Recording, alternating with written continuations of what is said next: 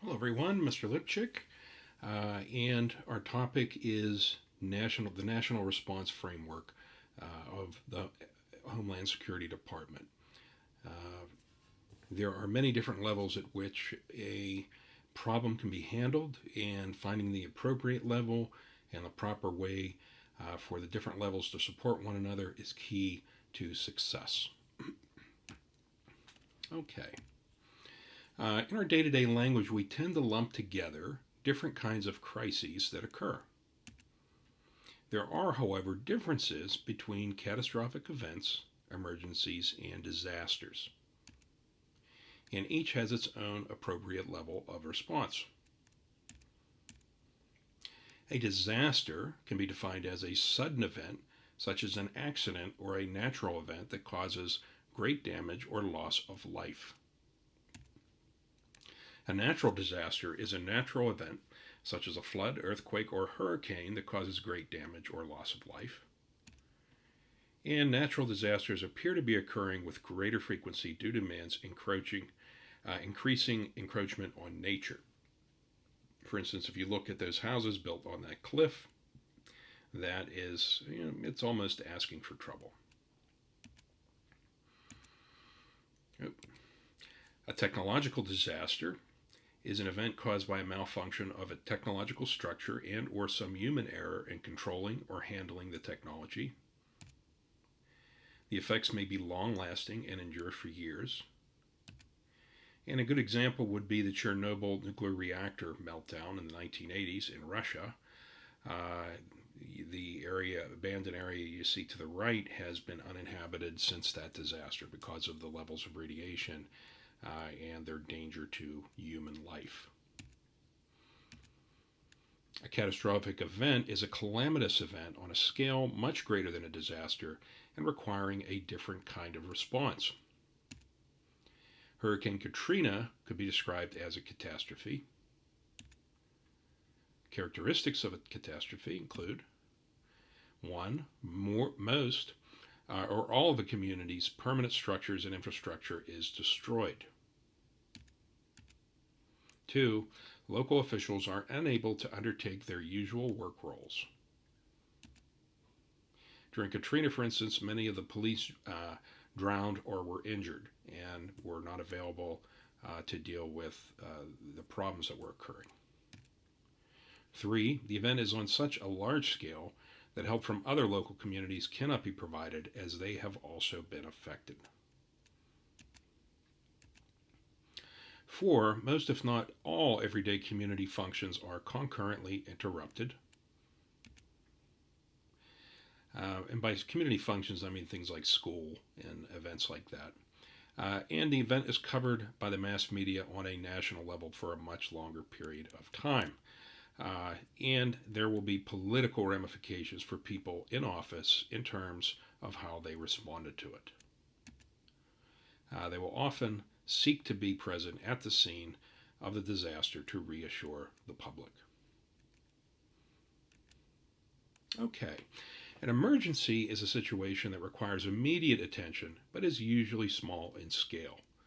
These are things which you probably have seen a number of times yourself. Personal injuries, power outages, car accidents, basement flooding, a child trapped in a well, and similar cases. These are all examples of what would fall under an emergency.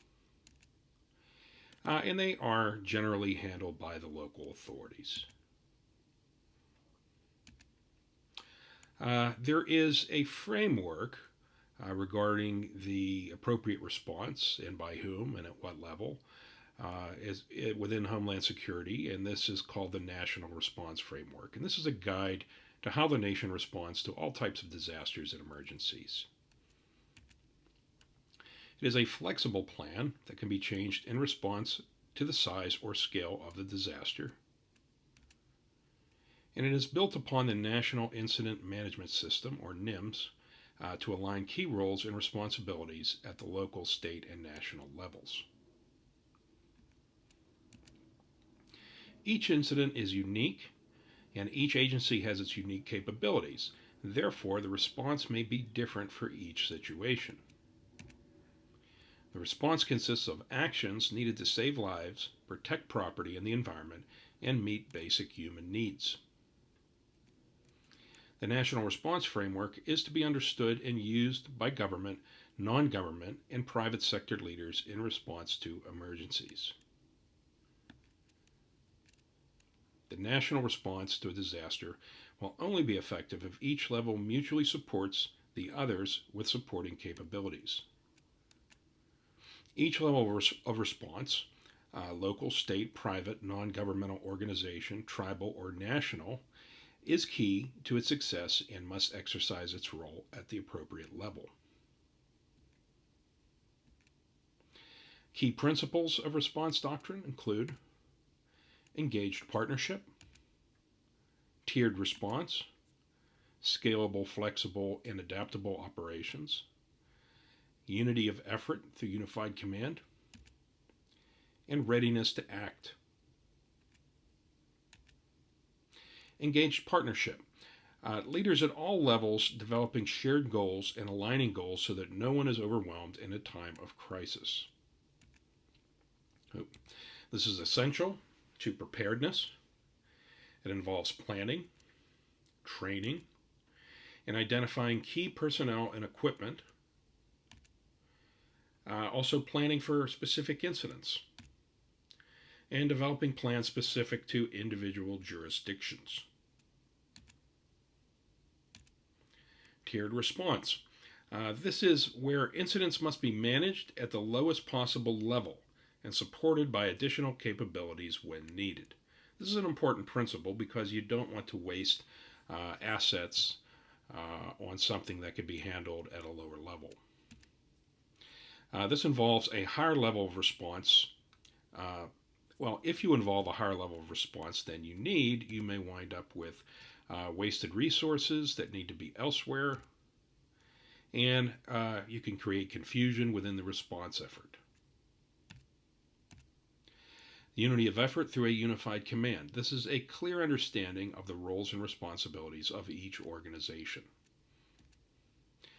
Developing a single set of objectives, using a collective strategic approach to solving the problem, improving information flow and coordination, and creating a common understanding of the joint priorities and restrictions, as well as not compromising or neglecting any agency's legal authority. You don't want to have agencies overstepping and getting involved in something that is a local affair. And optimizing the efforts of all agencies under a single plan. Okay, also the readiness to act is key. It must be balanced, however, with an understanding of the risk. It has to be based on the principles of NIMS that we discussed earlier. It has to be clear, focused communication and the processes to support it.